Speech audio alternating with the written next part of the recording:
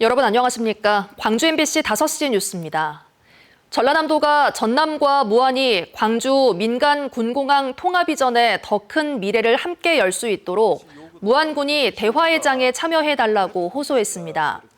전남도는 오늘 도정지리에서 발표한 입장문을 통해 오로지 지역 발전을 위해 도민과 무안군민의 편에서 한결같은 입장을 지켜왔고 곧 출범할 6자 TF에서도 군민의 목소리를 최우선으로 힘을 모으겠다며 이같이 밝혔습니다.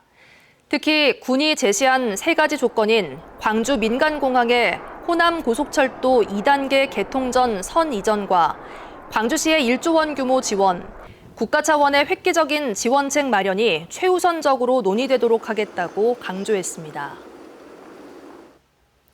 광주 서구가 오늘 공무원 100여 명을 투입해 풍암동 금당산에 불법으로 조성된 포장도로를 철거했습니다.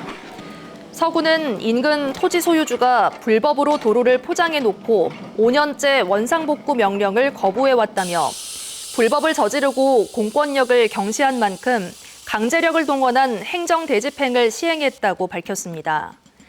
서구는 인근에 불법으로 조성된 파크골프장에 대해서도 원상복구가 이루어지지 않으면 행정대집행을 통해 강제 철거하겠다는 방침입니다.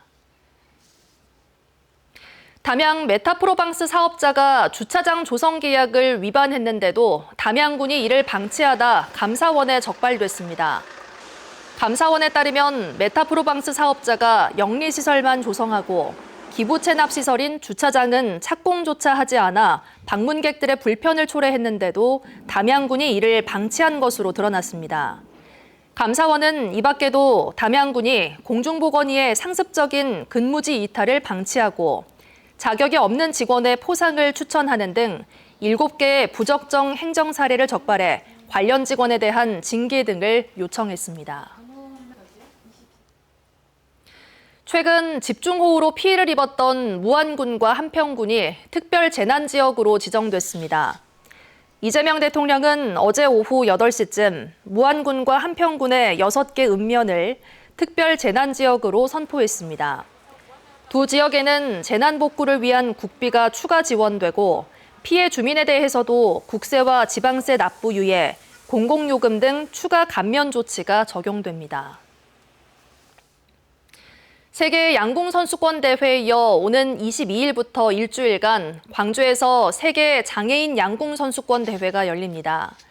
이번 대회에는 47개 나라에서 443명의 선수가 참가해 리커브와 컴파운드, 중증장애와 시각장애 등 4개 부문에서 메달 경쟁을 펼칩니다. 우리나라에서는 광주시청 소속의 윤태성 선수와 김옥금 선수 등 20명이 참가합니다. 세계 선수권 때와 마찬가지로 예선과 본선은 광주 국제양궁장에서 열리고 결승전은 27일과 28일 이틀간 5.18 민주광장 특설경기장에서 치러집니다.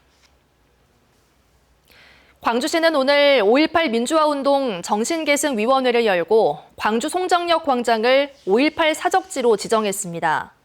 광주 송정역 광장은 1980년 5월 계엄군에 맞서 시민들이 모여들었던 곳으로 광산구에서는 처음 지정된 5.18 사적지입니다. 부인의 자살을 방조하고 미성년 2 아들을 살인한 40대 가장에게 무기징역이 선고됐습니다. 광주지법 형사 12부는 지난 6월 수면제를 먹인 아내와 자녀들을 차량에 태우고 바다에 돌진해 일가족을 숨지게 한 혐의로 재판에 넘겨진 아버지 지모 씨에게 사회로부터 영원한 격리가 필요하며 중형을 선고했습니다. 한편 판결문을 읽던 재판장은 여러 차례 눈물을 흘리기도 했습니다. 주철현 국회의원이 자신의 아들이 사기 대출 혐의로 징역형을 선고받은 것에 대해 검찰의 표적 수사이자 정치적 탄압이라고 주장했습니다. 조 의원은 오늘 자신의 SNS를 통해 윤석열 정부 당시 검찰이 야당 의원의 아들이라는 이유로 창업보증서 발급 관행을 문제 삼아 가혹한 수사와 세무조사를 하는 등 정치적 탄압을 한 것이라고 밝혔습니다.